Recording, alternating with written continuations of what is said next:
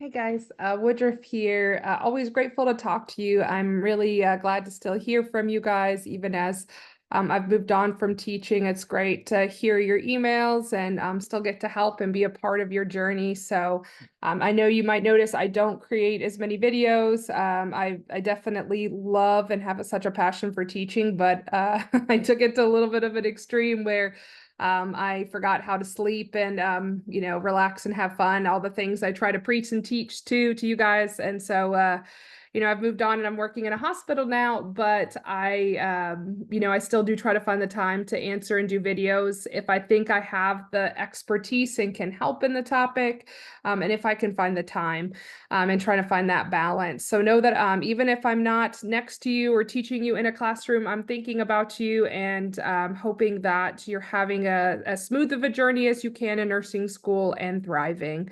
So keep the questions coming. I'm always here to help if I can. This video, someone asked me a while back to make a video on concept mapping and how to take notes or how to organize, your information. Because one of the most common questions that I get is, I have all this information, I don't know how to study. Now, I have a whole playlist. If you go under playlist that's studying and test taking, and I actually made one. I didn't even remember making it. Like, this is how many videos I used to make.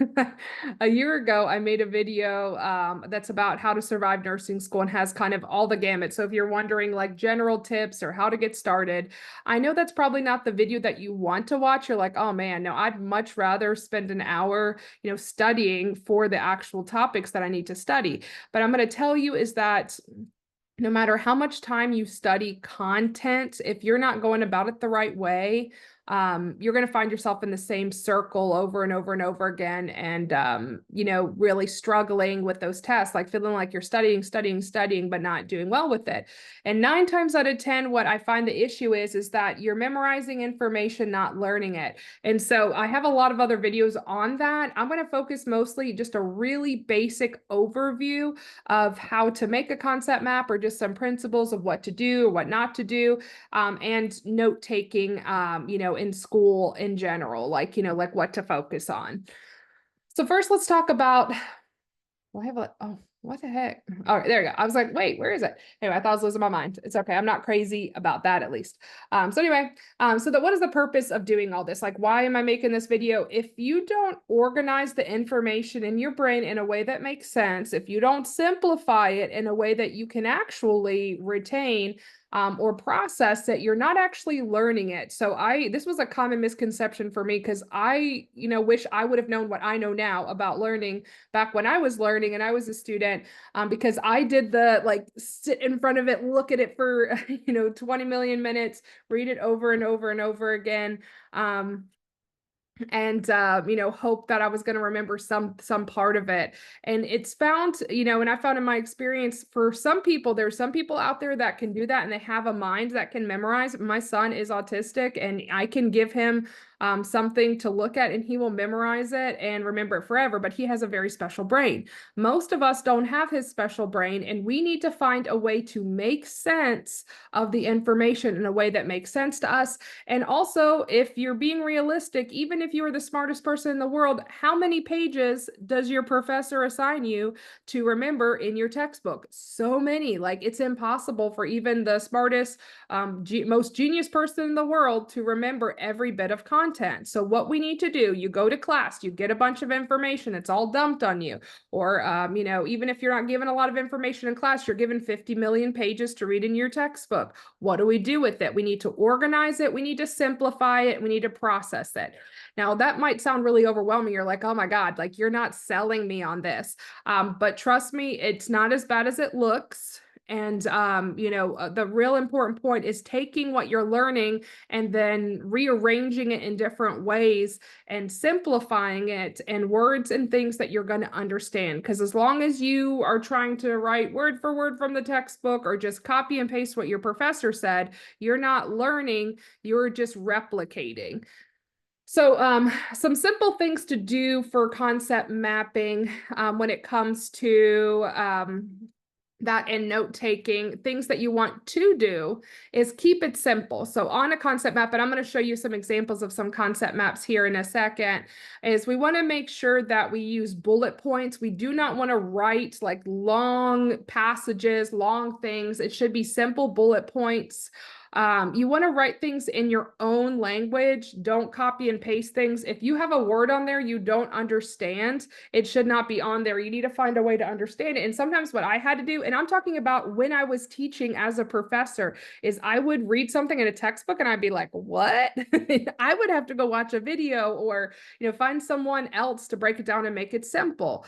But if you don't understand it, looking at it over and over and over again is not going to change the fact that you don't understand it. So make it in a way that you understand it.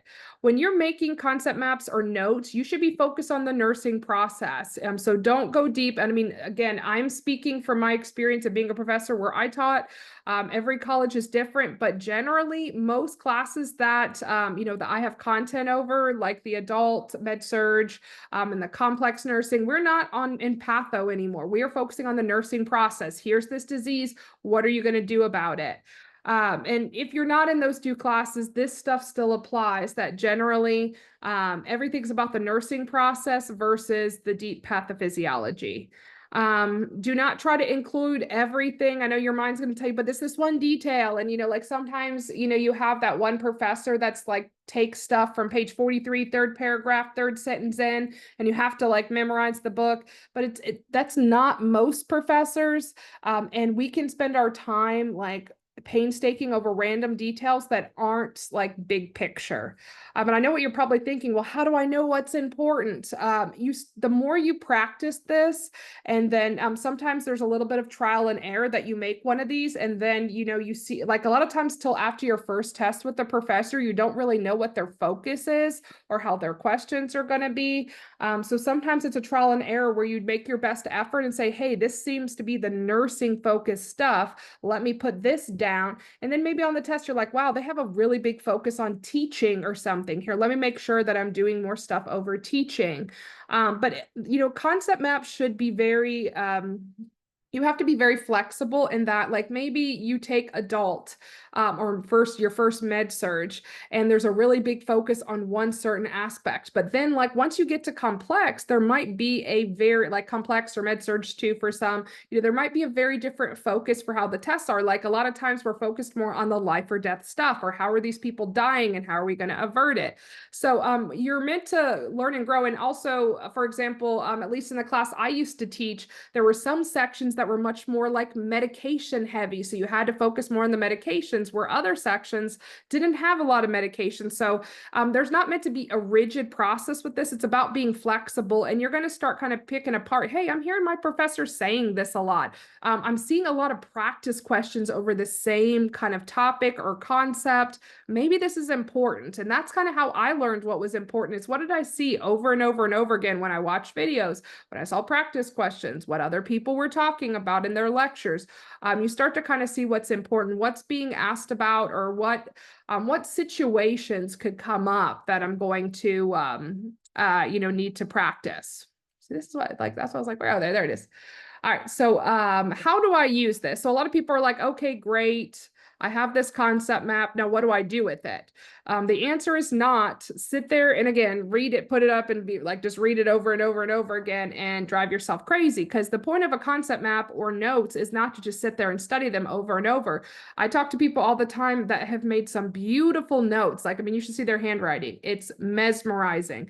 But they're not really understanding it. They're just reading and memorizing it. First and foremost, making your own notes is a great way to study. Maybe you have a friend who makes some beautiful notes and you take theirs because it saves you time, but I will tell you, writing it out or writing it especially in your own language in your own way is a great way to study. It takes some time, but it's worth the time, because every time you write this out, write information out in a new way, you are studying because you are learning something, you are processing it. You're not just reading it and saying, put it from this box to this box. You're making sense of it. You're like, how can I make this simple, or how can I rewrite this in my own language?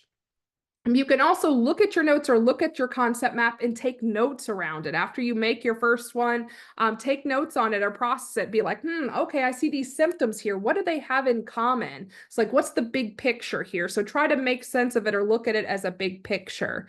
You can quiz someone else on it or have someone else quiz you. And again, it's not like what's under the second box. It's more just like talking through like, what are going to be some common symptoms you're going to see here? What's a sign this patient's getting worse? What's a sign this patient is getting better? So it's less about memorization and more it's about understanding and applying what's going on in it. You want to create situations from it. Think what ifs. So like, maybe you see a symptom, like let's say that you're doing a heart failure one and they have a symptom of shortness of breath. What do you call it? So it's not just sitting there and reading and being like, okay, heart failure, symptom, shortness of breath. It's saying like, okay, well, if they had shortness of breath, what am I going to do about it? Like what's going to be a sign that I need to take action, or when is it going to be okay if they're a little short of breath? What teaching do I need to give them around their shortness of breath? That kind of stuff. So you want to think about what are you going to do as the nurse around these symptoms? Here's some treatments. Is there anything special I need to know as the nurse when I'm doing these treatments? Like you're just thinking about, imagine this person was sitting right in front of you. How are you going to treat them based on what you have on this paper? So really putting yourself in that situation.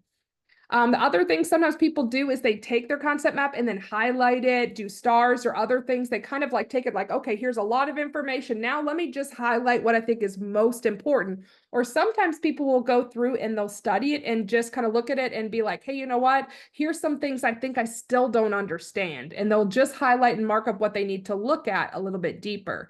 Or another thing that people do is what's called a brain dump, is that they've made a concept map, but then they'll get a blank piece of paper and literally just write down, like take a topic, okay, heart failure. I'm going to write down everything I know about heart failure. Then compare what you do with no notes. A brain dump is no notes. You're doing it just thinking, what do I know about this topic? And then compare it to your concept map and see, what's missing or what might be different. So this is, these are all some strategies. I'm sure there's more, but this is just what I came up off the top of my head. Let me stop this real quick. I was like, I think I'm still sharing. I think you can see all my stuff. Let me see if this gets out of the way. So I make sure, let me stop sharing and reshare real quick. It's this one. Yeah, I think you can see it. So here's some examples. These are all on my Google Drive, and these are just a few. You can make your own. It doesn't have to be something formal or organized. So I'm going to show you some different examples. Most concept maps, some things that you might find in them is they're going to have some sort of pathophysiology section, or like, what is this? Like, what causes me? What are risk factors? You want to think about labs or diagnostics you might have for this patient around these things. Physical assessment findings, like what are their common signs and symptoms? Are there any abnormal vital signs, etc.? What medications might I give related to this diagnosis? Possible complications or priorities for the patient? And then what am I going to do as the nurse, and what education and teaching is needed? Think of that nursing process. Now, I know you might be looking at this and being like, this is great for like med-surg, but how do I apply this to OB or other things? And there's going to be some that are a little harder to make it. Those you might have to have more general notes. But these go great for any sort of like disease process to make something like this. This is another option, and this kind of breaks it down a different day. What's the different way, not a different day. What is the problem? What part of the body is affected? What's the top 3 common symptoms? Top 3 abnormal symptoms would be a sign that there's a problem. Priority assessments, things like that. So you can see this sometimes breaks this down, and you can even use more than one of these. You could start with one of these and then take it and be like, okay, now let me break it down in a new way. Because really think of studying as looking at information over and over again, but in different ways. If you're just reading it over and over again, it never becomes new and it never really sinks in. But the more different ways you look at it, which is why I recommend writing, reading, talking about it, listening to stuff about it, because the more ways you look at the material, the more ways that you can process it.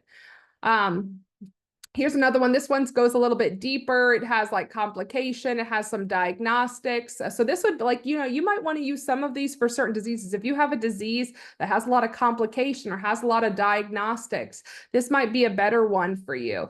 This also kind of breaks down to what's your priority. So overall, what's your focus? So let's say this is heart failure. Maybe my first priority might be adequate oxygenation or adequate perfusion or circulation, things like that. So, but it forces me to think. Now you might be telling me, well, professor, like, and please don't call me professor anymore, by the way, I'm Kat.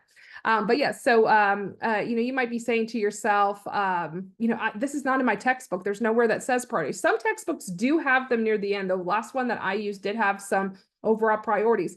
But really a great thing to do with studying, and this is a hard thing because I know as a student, you're like, no, I don't trust myself, is to start thinking about like, okay, here's all this information. What am I focused on? What's the big picture? What is the problem? And what am I worried about for this patient? Because if you can make your own priorities, this is what nursing is. When I go in and take care of patients in the hospital, I have to sit there and be like, okay, like, what's the big picture here? What does this patient need from me? What's their problem? And then therefore, what do I need to focus my care on? And so that's why, even though care plans and concept maps may seem very boring and annoying, this is really preparing you. I know you're never going to sit down and make one of these for a patient, but it prepares you to think in a way where you need to look at a patient and assess, like, here's the symptoms they're having. What do I need to do for them based on these symptoms?